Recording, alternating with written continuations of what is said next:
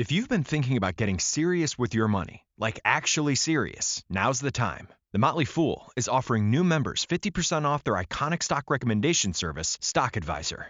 This is the same service that's crushed the market with recommendations that have returned 1,057% since inception, compared to the S&P 500's 180% over that same period.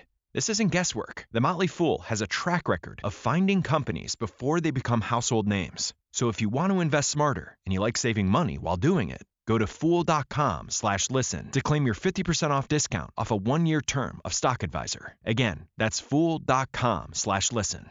Returns of 1,057% are from the Motley Fool's product Stock Advisor and measured against S&P 500 returns of 180% as of July 10th, 2025. Past performance is not an indicator of future results. All investing involves a risk of loss. Individual investment results may vary.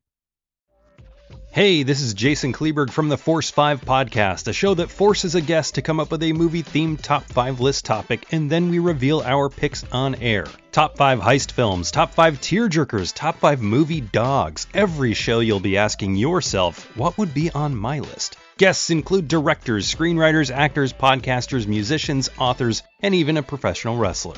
Subscribe to the Force 5 podcast, and you won't just be a listener, you'll be a list nerd. The Force 5 podcast, available wherever you're listening now.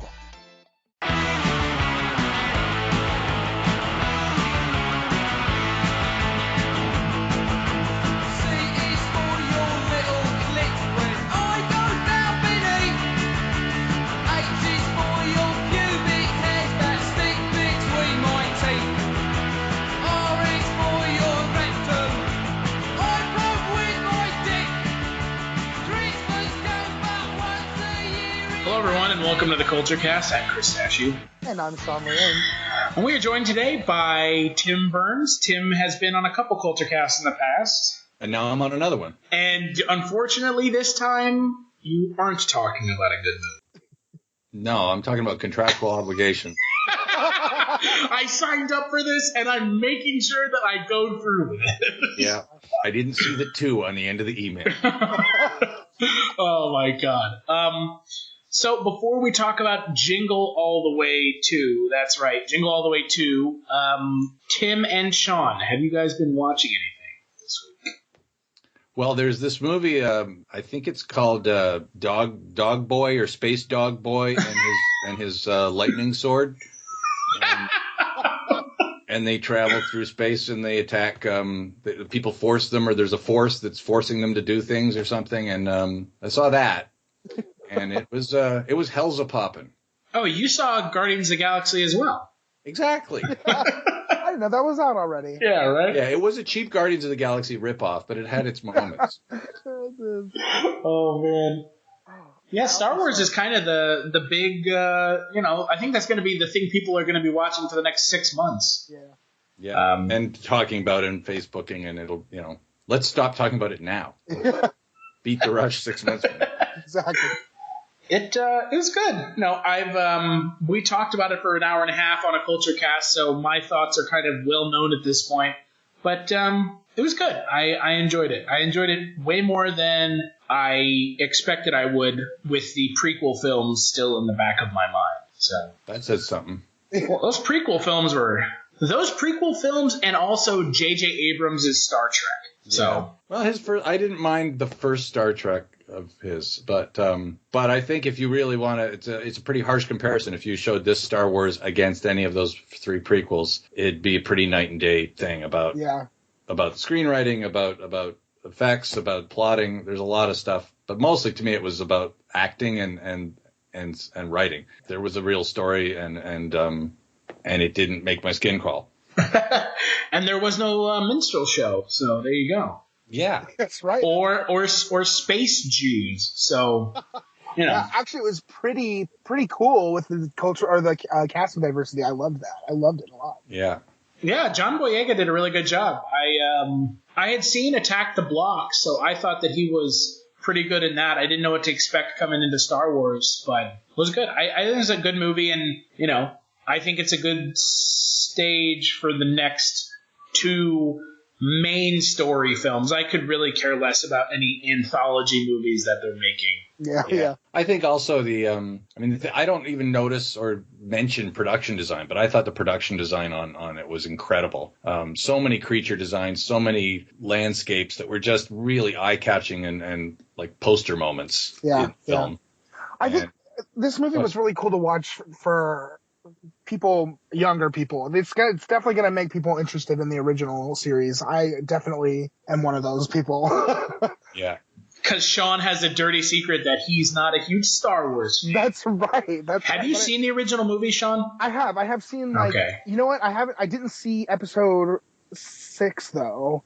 So I had to have my friend explain it to me. But it's funny because you're right. I was not excited to see this movie.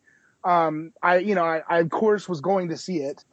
But after watching this movie, I'm so excited to go back and watch the original trilogy again, because I have a new, I don't know, it's like, it sort of brought me into it. You know what I mean? Like, I kind of needed this movie to get me interested, because I really want to see these characters now again. Well, if you watched episode 1, it wouldn't have got you into Star Wars. No, exactly. And that's the thing. I watched those movies before any of the other Star Wars. You might have wanted to fucking run the other way. Yeah, exactly.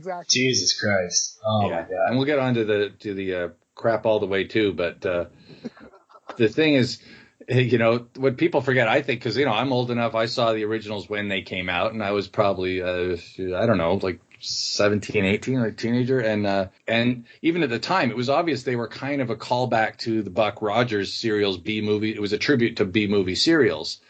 And I don't think people really got that, but that was all those things always started with, when last we left Buck, he was clinging to life at the edge of this cliff. It was always episode 48. The Alliance has stopped us. They're always in the middle of a story and some cliffhanger has just ended. And that was always pretty clear to, I think, the audience that first saw it, that this is what it's a tribute to. And yet suddenly this whole other culture grew up that it was like the tablets had come down from on high of this brand new mythology. And I don't think it was ever intended to be taken that seriously. And then they seemed to take it that seriously themselves suddenly. And it kind of lost just the classic beats of storytelling that it once had. And so it was just nice to see it get back to, it's just like it's an adventure story, and let's keep things moving, kids. Yeah, it's fun. It's fun, and it's dumb, and it's big, and it's loud, and it's emotional. I mean, you don't go into it expecting the masterpiece of the century. It's just a big, fun movie. It's what you want a popcorn movie to be, is what exactly. Yeah, with a mythology that people are heavily invested into. Yeah, but if you think back to the first Star Trek movie, where there was just all these long adoration shots of the Enterprise coming out of the docking bay, and all these long, meaningful glances of the beloved characters just standing there against, it's like you were supposed to venerate the whole thing because, oh my God, it's Star Trek. And at least they didn't do that. I could have seen them really spending a lot of time going, here are our beloved characters, let's just ogle them. But they didn't take themselves too seriously. They just got on with a good story, I thought. So I was relieved by that much as well. Yeah. There wasn't a lot of worshiping at the Star Wars altar.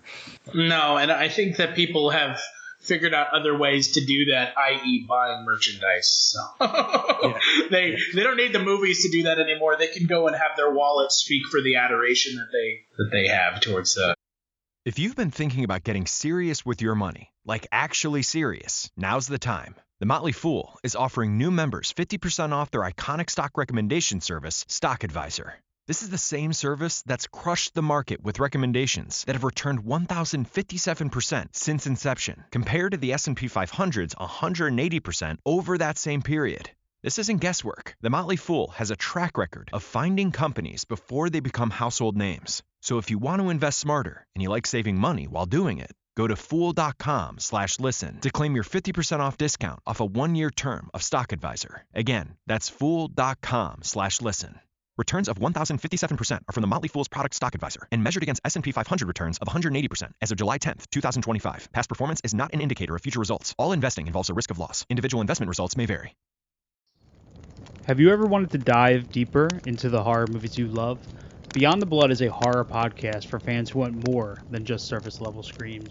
We do deep dives into the movies that shaped us, digging into director commentaries, behind-the-scenes stories, deleted scenes, and the special features that most people skip.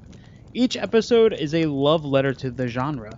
We break down how these films were made, the creative risks that paid off or didn't, and the lasting impact they've had on the genre as a whole. From 70s slashers to modern nightmares, we celebrate the craft, chaos, and characters that keep us coming back. If you're the kind of fan who rewatches movies with the commentary on, or you simply grew up in the video store horror aisle, the Beyond the Blood podcast was made for you. New episodes every single week. Subscribe, let's dig deep. Welcome to the Beyond the Blood podcast. Yeah. Anyway, let's debate whether Larry the Cable Guy has any talent. Yeah, right. I mean, I think that we all had the same answer, Star Wars. So let's move on to Jingle All the Way 2. Came out last year, 2014. It is a sequel in title only, and some of the plot points to the original film, starring Arnold Schwarzenegger from 1996. The IMDb synopsis of the film is: Larry's daughter wants only one thing for Christmas: a talking bear. His daughter's stepdad intends to make sure that Larry can't get one. In honor of Christmas, I bring to everybody Larry's Serena Lights. You sure this is safe? Of course it is. I rigged it myself.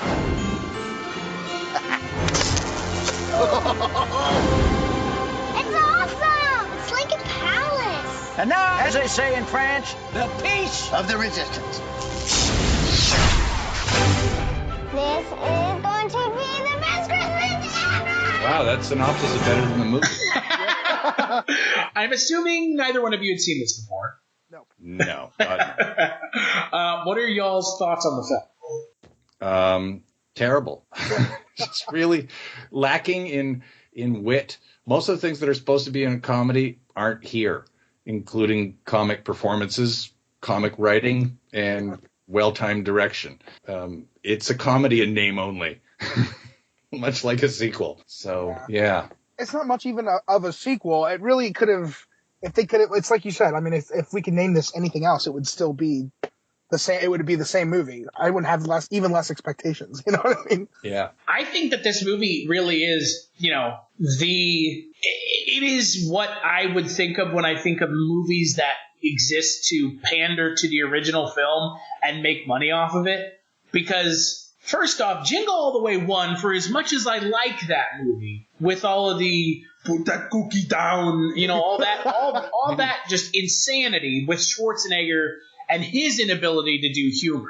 Because obviously Schwarzenegger, being the big action star that he wasn't known for his comedic timing. He was known more for, ripping dudes' arms off and blowing them up. So when you look at Jingle All the Way, you're like, oh shit, he's doing this like kids comedy movie where he's playing this dad who is trying to get his kid some goofy ass toy, and they take that idea and then they say, well, wouldn't it be funny if we had someone who was funny, and I say that in quotations, in the place of the dad? And this movie is less funny than the original, where you have an actor who's not a comedian in it. Yeah. How is that possible? It's like they kind of like let him take the reins on the funny, and it just didn't like. And I'll be the first person to admit it. Larry the Cable Guy's not funny anyways. I agree. Well, he's a brand of funny that I would, there's some guys that are character comics that don't have material. If you wrote down their material, you'd say there's no joke there. But they come out as a certain kind of character, and it fits who they are, and they can make an audience laugh with it. Totally. I assume that's how he makes a living. Unfortunately, this movie doesn't really write to his character. The script has no jokes in it. About 10 minutes in, I just thought, geez, I haven't heard a joke yet. I'm going to start a Let's Count the Jokes. Right. And I didn't write one down, ever. There was nothing there were several of those kind of cliche moments where guy opens a door and gets hit by a torrent of snow and goes flying. Big stunts, cartoon stunts. And usually there's a punchline joke after that, right? Right. Well, every time they did one, and they did about 4 of it in this, his line would be the most mundane, not quite qualifying as humor line you could think of. Like, he gets doused with 1,000 tons of water and he says, "Somebody give me a towel." Yeah. He gets, there's another one, he gets knocked out by a tree thing, and he gets knocked out and he just says, "Am I in heaven?" Like, those are, if there's a humor meter, I don't think that the needle would be tickled in the tiniest way by that. It's not a bad joke. It's not even a joke. Right. So it's stuff like that where you go like, what, who, what, why?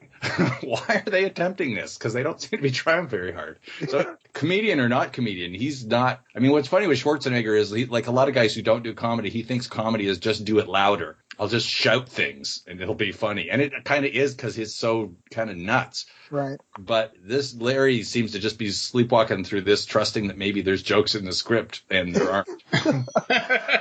Well, and you're right. Larry the Cable Guy, I mean, he is a character comedian. If you ever want to have one of those holy shit moments, go Google or go on YouTube and search Larry the Cable Guy normal voice, and you'll get to hear what he sounds like normally. And it is, I mean, it's nothing like his normal, it's nothing like his Larry the Cable Guy voice. I mean, living where I live in Lincoln, Nebraska, he lives in Lincoln, Nebraska. He's from Nebraska. He's at every Big Red football game. I mean, he's a Nebraska boy made good from everything I've ever read about him. Right. I don't think his comedy is particularly funny. I get how people find his comedy funny. But this movie doesn't even allow, like you said, it doesn't allow his comedic stylings to come through. Right. It's like you said before, it wasn't written for him. It wasn't written to highlight what makes him funny. Yeah, like I don't even know really his act. I think maybe I've seen 5 minutes of him in passing on a talk show. But if somebody said, write the Larry the Cable Guy Christmas movie version of this, there's got to be a part where he attacks people with bacon, and there's got to be, you just would take one of the cliche things of his character and let's put them into events. Let's make things happen that rely on his skills with duct tape and gaff. Get her done. He doesn't say get her done in this movie. He doesn't do the things you want a Larry the Cable Guy to do. Does he not say get her done at all in the movie? The bear does for like a slight second. That's right. That weird dream sequence of the bear. So it's like he's avoiding his own character. But again, I think he's at the mercy of the script, and that's why I feel bad for almost everyone in this movie, that they're at the mercy of a script that has nothing in it. Right. Like nothing, and the direction is terrible. The first movie is Jingle All the Way feels like a ride, and to me that always struck me as a kid, even as I watched it. Like Jingle All the Way sounds like a sleigh ride, you know what I mean? And the movie itself feels like a roller coaster. This one feels like stop and go traffic, you know what I mean? No, this feels like waiting for a subway. Yeah, exactly. Well, and the first movie was also really a product of the times because do what? Sorry, go ahead. No. If you've been thinking about getting serious with your money, like actually serious, now's the time. The Motley Fool is offering new members 50% off their iconic stock recommendation service, Stock Advisor. This is the same service that's crushed the market with recommendations that have returned 1,057% since inception, compared to the S&P 500's 180% over that same period. This isn't guesswork. The Motley Fool has a track record of finding companies before they become household names. So if you want to invest smarter and you like saving money while doing it, go to fool.com/listen to claim your 50% off discount off a 1-year term of Stock Advisor. Again, that's fool.com/listen. Returns of 1,057% are from the Motley Fool's product Stock Advisor and measured against S&P 500 returns of 180% as of July 10th, 2025. Past performance is not an indicator of future results. All investing involves a risk of loss. Individual investment results may vary.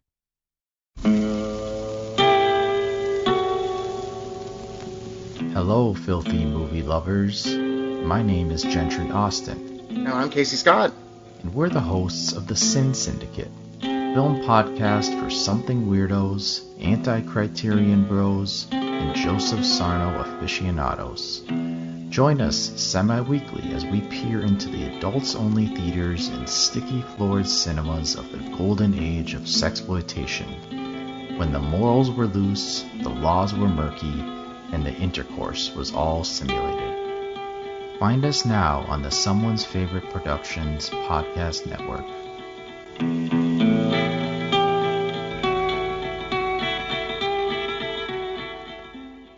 I was saying that the first movie is really a product of the times, right? Who did the first one? Is Chris Columbus involved in the first one? It was produced by him, yeah. And there was a rewrite.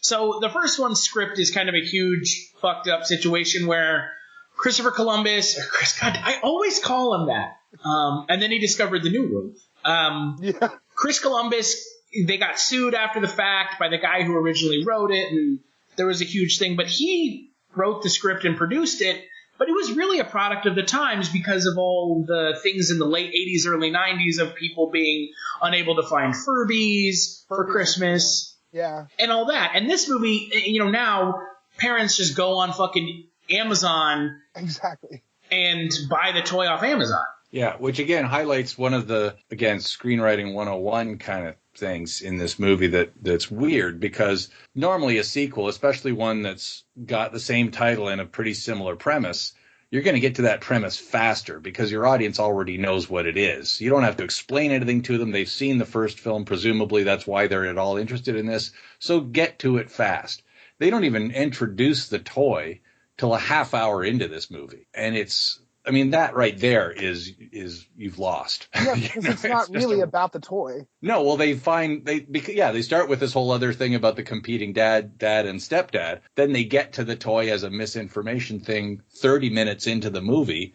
And then it's, I better get the toy. And then they introduce a new villain. The other dad is not a bad guy, so he has to have his head of security get involved.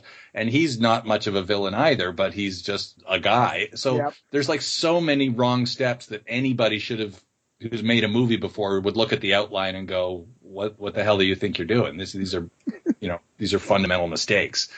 But again, this reminded me a lot of when I would work on TV shows or films and you get the rough cut. And sometimes with certain directors or certain editors, you just go, why did they cut away at the minute the joke was about to happen? Or why are they not on this guy's reaction at the second that we need to see him react to this? Everywhere they could have cut away from a joke or missed a reaction, they did in this. So again, I just say this is not, it looks like a rough cut to a badly written comedy. Yeah, that's right. And it's surprising because the guy who wrote this, Jingle All the Way 2, also wrote the story and the screenplay for Little Rascals. And Liar Liar, according to IMDb. Right. And those movies, they're not, comedy classics. I think Little Rascals has some, some merit, I guess. Not much, but, Liar Liar and Little Rascals are heads and shoulders. They make this, they look like Oscar winners compared to this movie. Yeah. So again, I looked that up too, and I thought either Liar Liar he didn't really write and he got his name on it, like, I've had my name on stuff, or the other way around. He did a great job on Liar Liar, and this got like totally taken out of his hands and turned into something else, because I did not detect the work of a funny human being at the keyboard on this. Yeah. And like I say, those lines where every time you looked for a punchline, there wasn't one. Yeah. It did. It felt like a really bad ending of an improv scene. You know what I mean? Like, yeah, I and noticed it wasn't that even too. bad enough to be humorous about how bad it was, because again, there weren't even attempts at jokes a lot of times. Exactly. It's like, oh well, and a shrug. Yeah, exactly. Or isn't it funny that he's getting blown up by an exploding electrical fuse thing? Like, oh, isn't that funny? Like, yes. Yeah. I think I'll take a side note. One of the weirdest things about this movie is the entire setup and his wife, the character of his wife. And he has a line that I noted early on, which kind of blew my mind, because right away I knew I was in bad hands, like about 5 minutes into it, when he's talking about his ex-wife and how she married this rich, fancy guy. And he says, she likes classical music and petit fours. And I thought, Larry the Cable Guy just said petit fours. And I'm not even sure what that is. Yeah. And I had to Google it, and it's a French pastry. And I've been to Paris 3 times, and I didn't know what that was. So, A, it's bizarre that Larry the Cable Guy has this line. Yeah. And, like, just what the hell? And what kind of woman likes classical music and petit fours and marries Larry the Cable Guy? Well, see, that's the real question, right? Yeah. Like, in Jingle All the Way, you got why Rita Wilson's character married Schwarzenegger, if anything, for his probably 8-foot ding-dong and his giant muscles. In this movie, why would she marry Larry the Cable Guy? Like, why? Yeah, there's no sense. Did they live in a trailer together at one point? Like, in the middle of what can only be described as, like, a gator-infested swamp? Yeah. Like, With snow. did they live there together? Or did they live in a house? Has he fallen on hard times? Like, it's the suspension of disbelief is immediate in this movie, and I did not buy into it. Yeah. I've often thought it's hard to learn, like if you're trying to teach a class about comedy or screenwriting, it's often hard to learn from the good stuff, because good stuff makes hard things seem easy. Mm-hmm. And it's also like, if you listen to Oscar Peterson play the piano, he's really good. You still can't figure out how the hell to do it. Right. But when you look at bad stuff, you hear somebody play the piano badly, everybody can spot the wrong notes, and we can all say, see, that's you don't hit that one. And it's often easier to learn from mistakes. I think this movie is a good one. I could like show the outline, show the script, show the direction, and go, see, this is why this doesn't work. This is why this isn't funny. This is why there's no punchline here. This is why this scene makes no sense. This is why these characters have no setup. It's a good educational tool, and it's a warning for future generations, I think. I really wonder what the idea behind making this film was. Almost 20 years removed from the original film.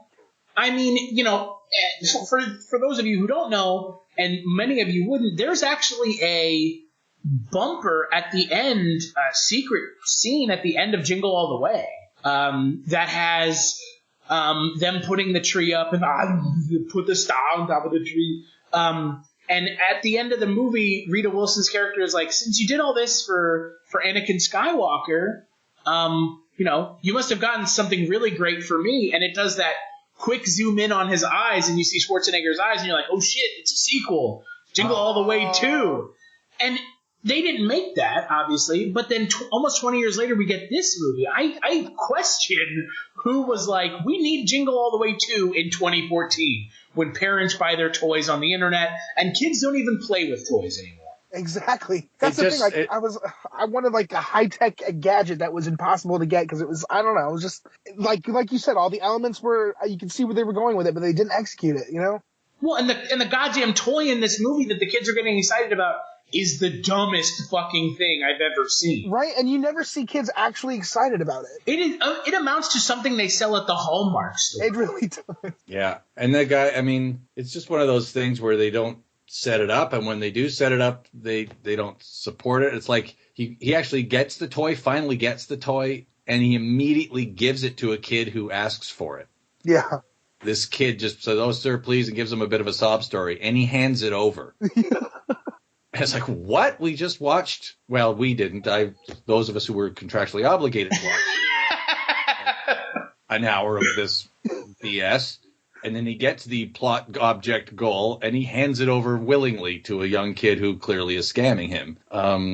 Like I say, every opportunity for a right turn, they take the left turn. And it's not in some nonconformist arty way. It's in a clearly these guys have no clue how to make a movie way. I mean, I feel like that scene they were trying to call back to the original film where at the end of the movie, Anakin Skywalker gives Sinbad the toy. And then Schwarzenegger's like, but Jamie, this is what you wanted. And he's like, I've got the real Turbo Man at home. Like, I feel like that's what they were trying to echo, and they echoed the idea, but they didn't. I mean, like, the kid was clearly, like, full of shit in this movie. Like, holy shit, Larry the Cable Guy, is your character that dumb? It's also like... It was more like your lame kind of screenwriter attempt at, let's show he has a heart. It's not just about the toy. Yeah. And that didn't work. It was too obvious. I don't know. The whole thing, like where he reads the Christmas letter, and it's just clearly, obviously, he's reading it wrong. Yeah. But the whole time, I just know that. But the reveal wasn't even that great. You know what I mean? I'm like, this is the one thing you got, and it just the whole idea that they're gonna go through this trouble for a bear. It killed me. I couldn't. You're saying that Larry the Cable Guy misread something? I don't know.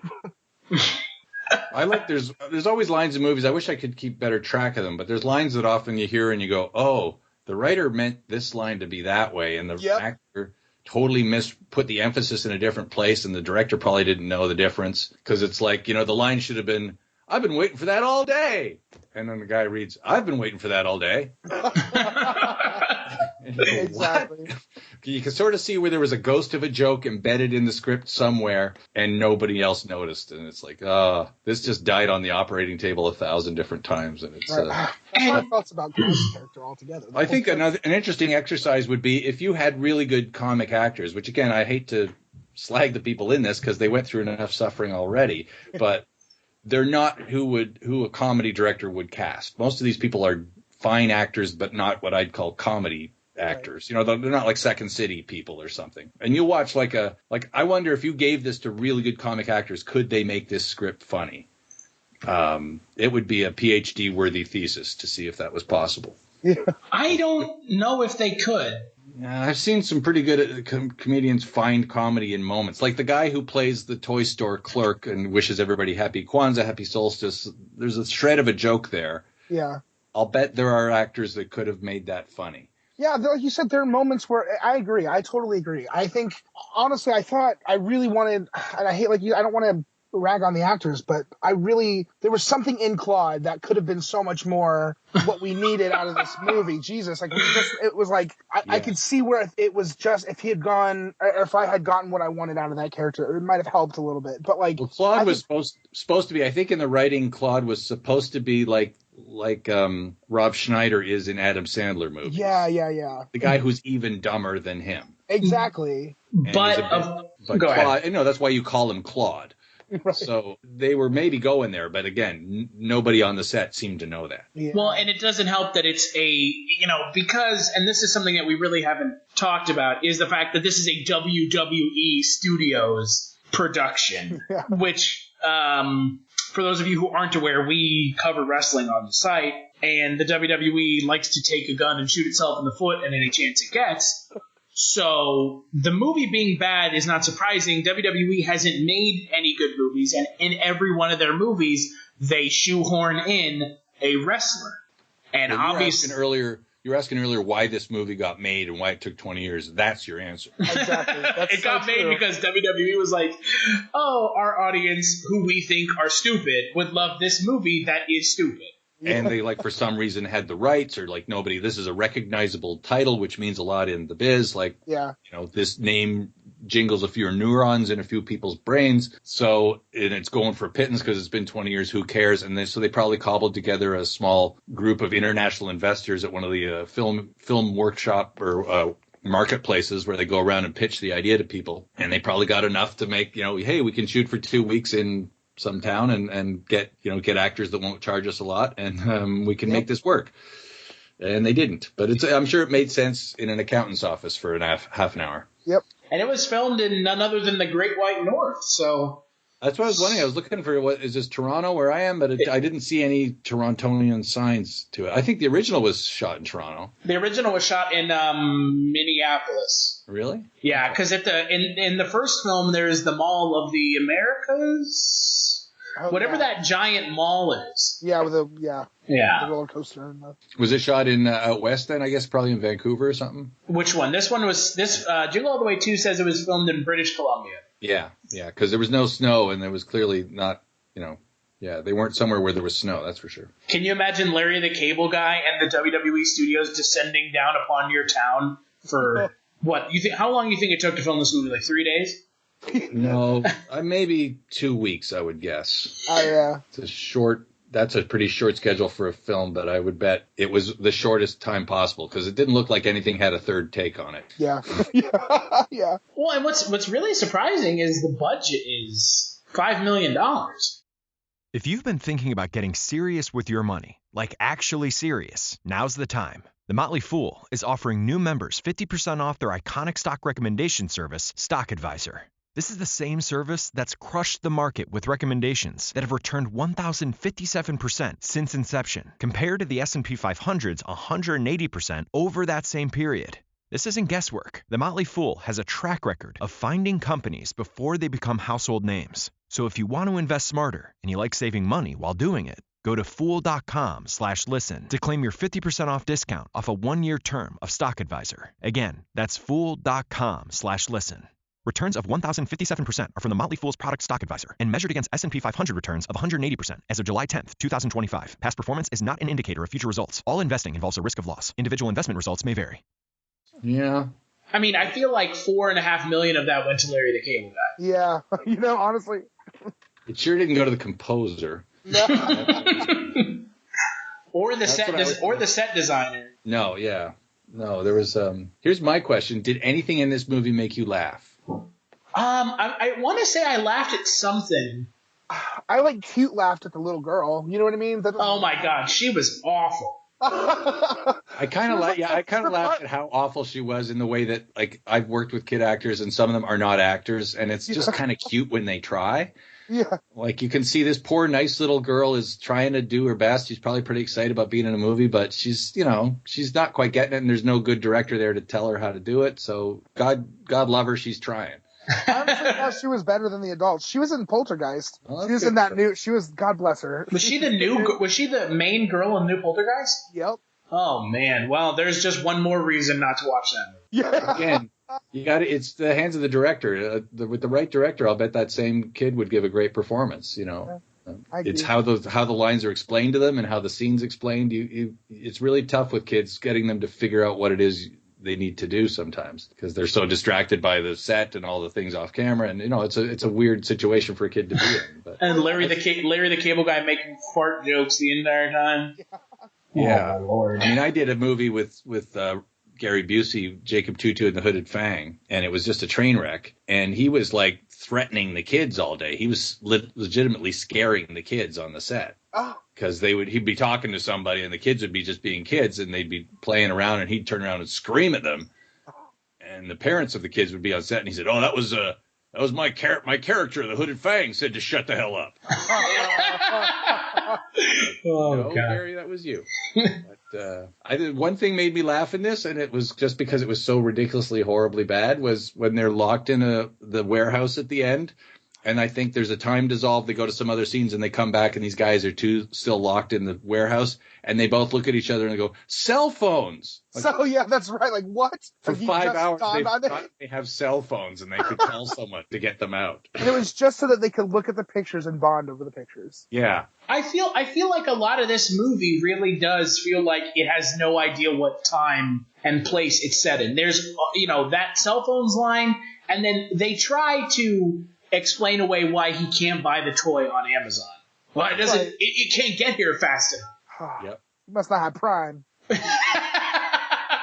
Boy, get yourself some Prime shipping. That's right. There's another line that kind of made me laugh because it was, again, just wrong. He is also in the ending, the big everybody's getting to be friends again, and the new husband says to Larry, the ex-husband, because he says nobody likes me, and Larry says, my wife likes you, or she likes you, I forget her name, and he says, "Oh, she has to like me. We're married." And I'm thinking, well, she doesn't have to like you. You're married. She just divorced this guy. I mean, you can hate people you're married to. I think that's how we got into this movie. It's sad. It is one of those movies where I was bored from the moment it started. I was bored at the end, and it's just so bad that it's not fun bad. It's just no. I spent most of it hating you for making me watch it. Well, now, Tim, let's be honest here. We watched Phantom of the Paradise last time you were on. I think we're more than allowed to have one real all right fucking lump of coal. God, this is a fucking piece of shit, is what this is. What are your three? This again highlights how great a Christmas comedy Christmas Vacation is. I'll say that. I love that movie. A lot of the same kind of jokes in that movie, but done properly, done well, done by really high quality comedy actors and writers. And boy, the difference is staggering. What's your favorite Christmas movie? I'm a total schlub. I'll say my favorite movie ever is Wonderful Life. I'm sorry, I can't help it. It just is. But I'm stuck with that one. I have friends that hate that movie, and it always gets me. Christmas comedies, though, if I was going comedy, I think I usually watch Christmas Vacation and A Christmas Story, which was shot in Toronto. At least that one. That's a great one. You know that one, A Christmas Story, right? Yeah. You're talking about A Christmas Story 2, the sequel, right? No. God. With Daniel Stern. Have not watched it. It's a real great follow-up piece to the original classic. Yeah, I somehow don't trust you right now. Yeah. I don't trust myself with the words that just came out of my mouth. I can't lie enough to make myself sell that. So. Well, I'm trying to think. I'm trying to think what the other great. I think Elf. I think Elf belongs in the long-term list of great Christmas comedies. Home Alone. Come on. Yeah, Home Alone I like, but it's not part of my tradition. I think I came to it late. I like it, but I don't. It's not a big deal for me. I always felt like Home Alone was more of a movie set at Christmas than a Christmas movie. That's true, but there's like when people are like, "Oh my God, Die Hard is my favorite Christmas movie," and my response is, it's a movie set at Christmas, not a Christmas movie. Yeah, that's true. You know what I mean? I mean, there are movies that are about Christmas, like A Christmas Story, like Christmas Vacation. And then there are movies that are set at Christmas, like Die Hard, Home Alone. I like the version of Home Alone 3 that they called Skyfall. Damn, goddamn, the Skyfall is just it's not gonna survive to James Bond January. It's just not. I just won't let up on it. Sorry. I mean, I don't blame you. I will get into near fucking fistfights with people about how much I dislike that movie. Oh my god. Well, I don't know if you've heard, but Macaulay Culkin has like this web series called Driven, and it's like he plays Kevin McAllister as an adult, and how he's like a totally fucked up guy. I saw a link to it and I didn't watch it, but it sounded pretty good. It's like it sounds funny. I gotta check it out. Sean? What's your favorite Christmas movie? Well, so my traditions every single year, I watch the first 3 Home Alones and Christmas Vacation. The third Home Alone? Yeah, even like. Oh my god, it's so fucking bad. Where it's like it's like Russian terrorists trying to like kill this kid. Yeah, it's great. Jeez, I don't even think I know that one. Yeah, it's like they put like a missile tracking chip inside of a toy car. Yeah. Awesome. Scarlett Johansson, baby ScarJo. Oh man, I do not remember that movie. Yeah, she's like in it for a second, and she's like a teenager. It's fun. Other Christmas, that's kind of like my only like tradition every year. And like Elf is on there now. Jingle All the Way is on there. No Santa Claus from either of you? Oh, actually, Santa Claus is on there. My mom loves that movie, so we watch it every year. Santa Claus? Which one? The first one? Yeah, the first one. Yeah, no, again, that was, I didn't get that into it. I kind of sometimes I like Fred Claus when I catch it on TV. I think there's a lot of good jokes in that. I've never seen that. I know that was Vince Vaughn and Paul Giamatti, right? Yeah, it's got its moments. It's pretty well done. It's got some real charm. I don't know. Yeah, I'm definitely going to add Krampus to my Christmas traditions, though. I thought that movie was awesome. Yeah, it looked kind of a cool idea. That's for sure. It's a great holiday comedy, and I've actually never expected that going into it. But it's a great holiday movie, it's a great comedy, and it's a great horror movie for a family, you know? And I've got all the old original, animations. I always watched The Grinch and Charlie Brown Christmas and Rudolph. That's my era growing up. So. All the Rankin and Bass stuff? Yeah, I love that stuff. No, what do we watch? We watched Die Hard for my parents.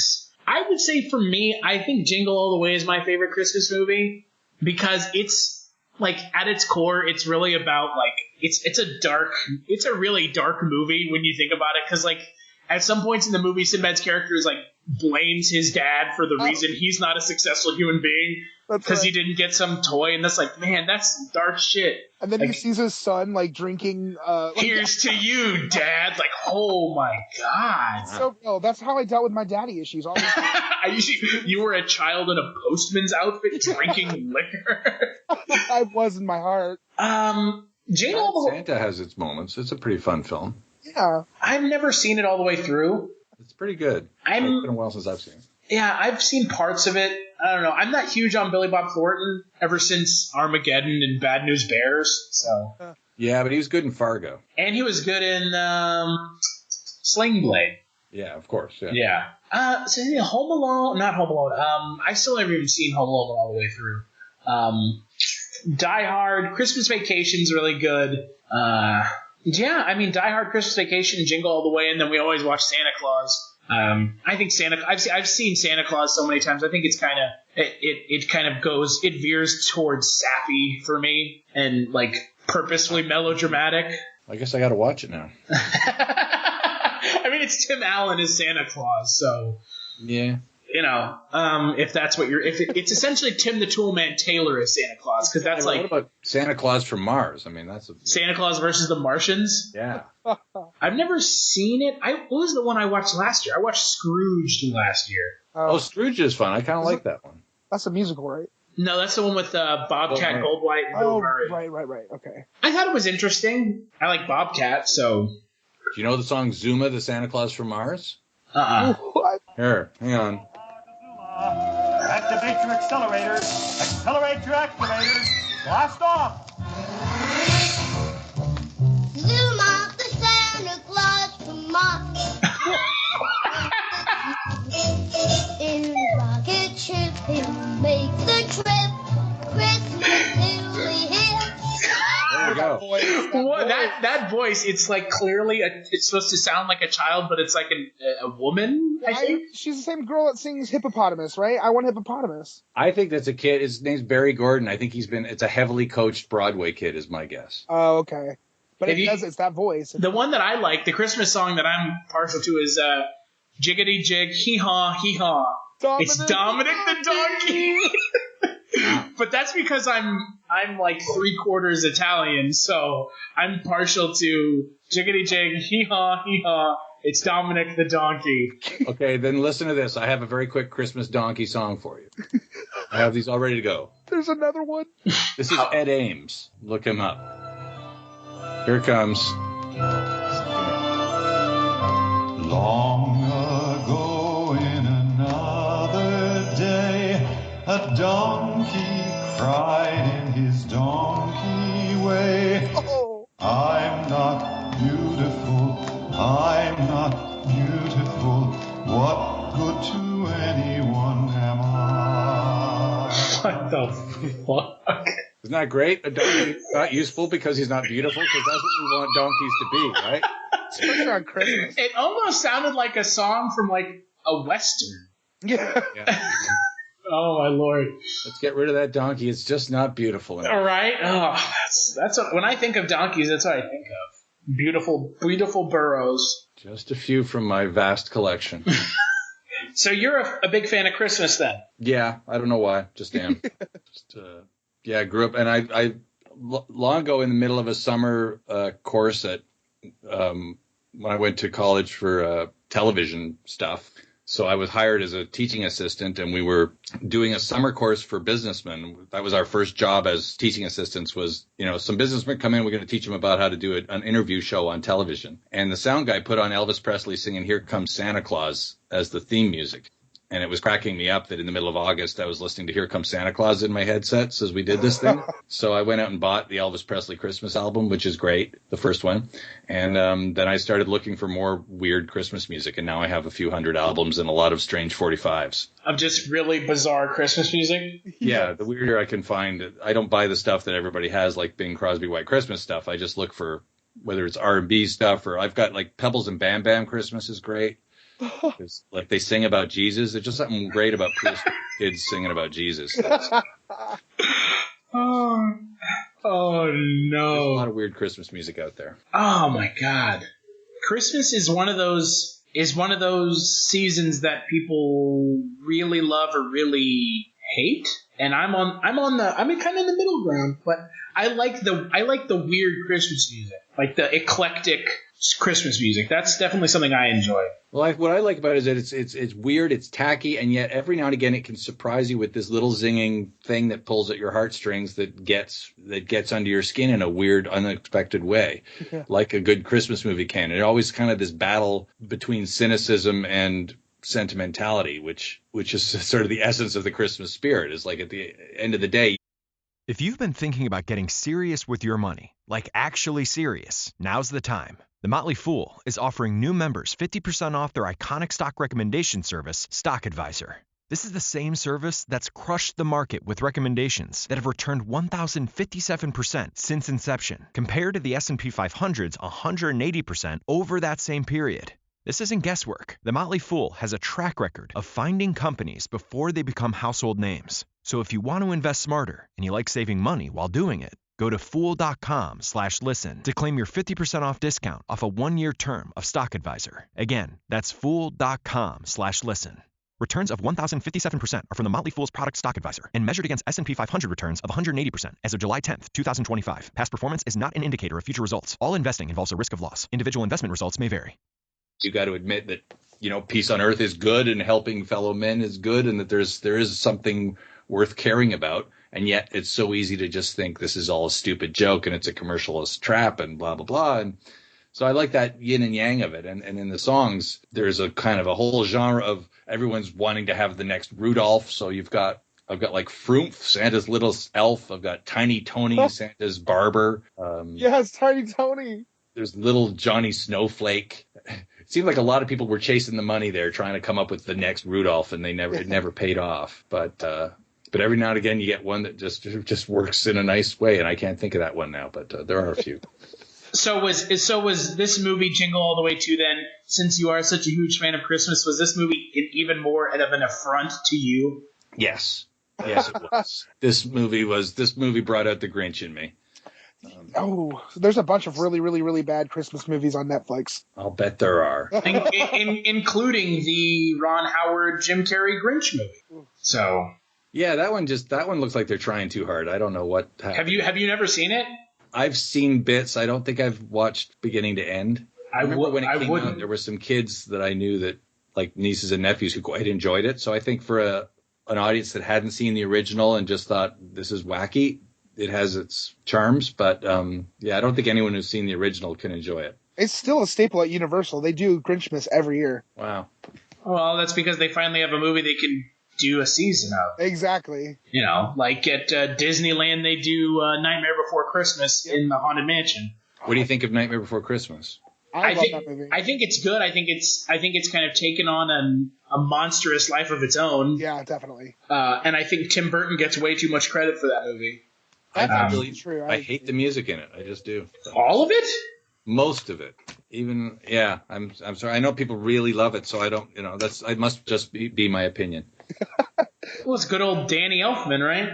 Exactly. To be fair, Danny Elfman's kind of been doing the same thing. Yeah. Forever now. Yeah, so. I've seen it maybe 3 times and not a single tune sticks in my head, and it all seems like it repeats several atonal phrases over and over again. But I'm sure he'd have much nicer things to say about my music. I don't know if you've seen. Oh God, what's the Danny Elfman movie? Oh my God. Oh, the Oingo Boingo movie. Oh, Forbidden Zone. Really? Holy shit! You want to talk about some wacky shit? Where Danny Elfman as Satan sings Minnie the Moocher. Gotta like that. If you've never seen that, you need to. I mean, it's nuts. Okay. Yeah. Have you ever heard the Yobs? Yobs? Mm-mm. They're like a British. I don't know if they really exist or if they're just a novelty thing, but they did 2 Christmas punk albums that are really funny and really filthy. So if you want that kind of a nasty, filthy, disrespectful Christmas, look up the Yobs Christmas. I'm trying to think. There was a Christmas song I heard. Was it the "Fuck Me Santa Under the Christmas Tree" or "Let Me lick Santa's candy cane" or some shit? Whoa. The shit you find on accident on Spotify is normally the best shit that you can find. So here's one. Let me see if I can find it. This strikes me as what a Larry the Cable Guy Christmas should be. He has a Christmas album.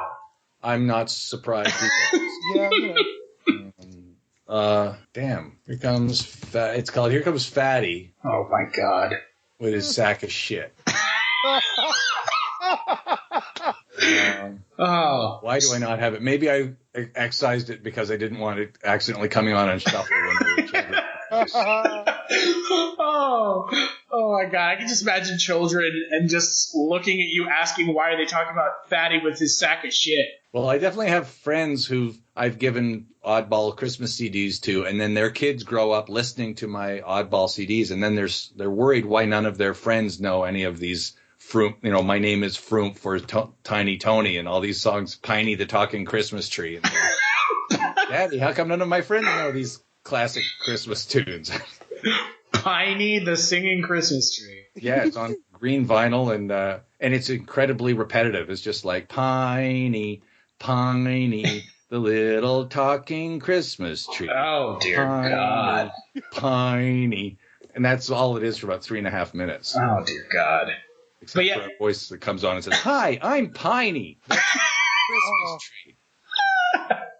There is a Larry Cable Guy Christmas album. That's good to avoid. I mean, no. Is it stand up with a Christmas theme? I think it's a Christmas time in Larryland, and a very Larry Christmas. Some of these songs off that album include. Are these songs? I don't think these are songs. I think this must be stand up. A very Larry Christmas. I mean, there are some songs like "I Wish My Mother-in-Law'd Get Hit by a Car," "Donnie the Retard," "Oh Little Girl from Birmingham," "The First Queer Santa Claus." Oh no! Thank God. Thank God, Larry the Cable Guy, you human fucking asshole. I wish I knew that. I would have been harder on him in this movie. Gloves come off. The first queer Santa Claus. Oh, fuck. Oh, and on his second album, Christmas Time in Larryland, there are songs such as Farting Jingle Bells. Oh, my God. And Nutcracker. Of course. Because of course. Oh, shit. Well, let's wrap this up because we've given Larry the Cable Guy enough free publicity. Oh God, Tim, skip it or watch it, and best performance. Burn it, and best performance is your performance of staying awake. Somebody who didn't watch this. If I was a good performer, I could have lied about having seen this. And I wish that was my performance. I wish I could lie well enough to say I'd seen this and not then had to watch it. It was god awful. What about you, Sean? Yeah, you skip it. Just skip it. Best performance? For some reason, I want to say the poor waitress who almost had a part in this movie. Yeah. I liked her, and she wasn't ruined yet. I don't know. Did it seem like they were setting her up like she was going to end up with Larry at the end? Yeah, totally. 100%. She reminded me, I don't know, I guess. She had the least to be ashamed of. Yeah, that's kind of what I'm getting at, I guess. I'm going to end there. That's what I think I'll make the wife the best performance because she had no character at all. None whatsoever. No chemistry. And she did not make sense as a human being in any, she would have failed most AI tests. That's real. And yet she still went through it like a trooper. Were you just waiting for Decker to sit down on the other side of a table with her with a briefcase and start asking her questions? A turtle is walking across the desert. It's on its back. Exactly. Oh, dear God. This is a skip for me. I mean, this movie's fucking just awful. Fun bad. No, it's not fun bad. And on a lighter note, go watch Jingle All the Way. It's bad, but I mean, Jesus, it's fucking entertaining. Phil Hartman is like the creepy horn dog divorcee. Yeah. Sinbad just being Sinbad. Martin Mull as like a dickhead radio DJ. Oh, that's right. I loved him in that. You can't beat the original. Best performance? No one? I mean, I don't know. There's not, the best performance is the one that Larry the Cable Guy gave because he made God knows how many millions of dollars off this movie. Yeah, that was. Oh, God. I guess it's the only thing you can say is at least there was no wasted talent in this movie. Yeah, it wasn't like they were casting, Martin Brando and Robert De Niro. Martin Brando. Martin Brando? Yeah. Marlon Brando's brother. What do you guys think this film has on Rotten Tomatoes? I bet some Larry the Cable Guy fans ate this shit up there. Let me say 40. They're used to eating shit. So. That's true. That's my point. They probably were the first queer Santa Claus. Oh my God. That reminds me of a joke I came up yesterday with. Was just out of the blue said I'm my new diet. I'm glute intolerant because I can't eat food that tastes like ass. So. What do you think it has in there for no? well, that joke right there was funnier than the entire movie. So. I get the big Canadian money. What do you guys think this film has on Rotten Tomatoes? Is there a 0.3? I mean, how low does they go? It goes to 0. How low do they go? They should go there. What do you think, Sean? I think 40. I'm gonna say 40. No critic reviews yet. Which means no one even took the time to watch it. Smart. That should have been your hint. Yeah, I know. What do you think the audience score is? I guess that's what I meant by 40. I'm going to say the audience thought 40%. 29% out of 200 ratings. Oh, okay. It's a little smarter than I thought. Only 200 people have seen this movie and have lived to write about it. Wow. This is not a fraternity I'm proud to be a part of. I know. Oh. And the reviews on Rotten Tomatoes are pretty great.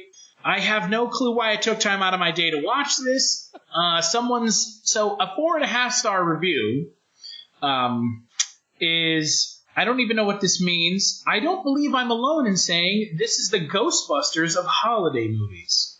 Pretty sure he's alone in saying that. Yeah, don't know that. This is a 5-star review, a heartwarming tale about how having money means nothing on Christmas as long as you have Larry the Cable Guy as your dad. Number 1. 5-star, if you like Larry the Cable Guy sitting on Santa's lap and threatening to diarrhea poop on him, then Merry Christmas. I sure as hell hope that's on the box cover. The box cover is just Larry the Cable Guy. It's just like, just cheeks spread wide, shitting on Santa Claus. Shitting on the concept of Christmas, let alone Santa Claus. Oh, God. Before I talk about next Monday's Kulturecast, Tim, is there anything you wanted to plug? The gaping hole from hell from whence this movie came. Oh my God. Yeah, nothing else. I'm in development on a few things, but nothing that anyone can watch soon enough to bother plugging. And you're working with J.J. Abrams on Tripod the movie. Yes. Yes. He's already suggested we turn it into Quadrupod. That's the whole idea, but fucking JJ. Then he just wanted to add a bunch of lens flares, so there you go. I'm plugging the Yobs album. Get the Yobs album for Christmas. What about you, Sean? Nothing new yet. I'm working on a few things that'll be out soon. I've got a series coming out on Vimeo that's going to be soon. And look for all the updates. Check me out on Facebook, Sean Liang. And then on Twitter, I'm Shawnifer. And you can follow me on Twitter at Kulturestash. And yeah, if you like what you're listening to now, there are 100 plus episodes of the Kulturecast over at Kultureshock.com, along with some video game reviews and some wrestling reviews as well. Next Monday, we're going to be talking about Toys, the Robin Williams film. And then next Thursday, we're going to be wrapping up So Bad There's Still Bad month with the cornerstone of bad movies, the perfect bad movie to end a bad movie marathon on, Tommy Wiseau's The Room. Tim, thank you so much for, showing up. My integrity score, I hope, has gone up in some... Your integrity score is as high as it can get right now. I just wanted to let you know, Chris, I watched the movie and I don't want to talk with you about it. So fuck yourself. And yeah, mad I can't find Fatty Claus, because if there's a song that should have been in this movie, it should have been Fatty Claus. I was just waiting for the queer Santa Claus, the first. Oh, whatever. Go whatever, Larry the Cable Guy. Yeah, everyone have a Merry Christmas, and make sure to check out next Monday's Kulturecast.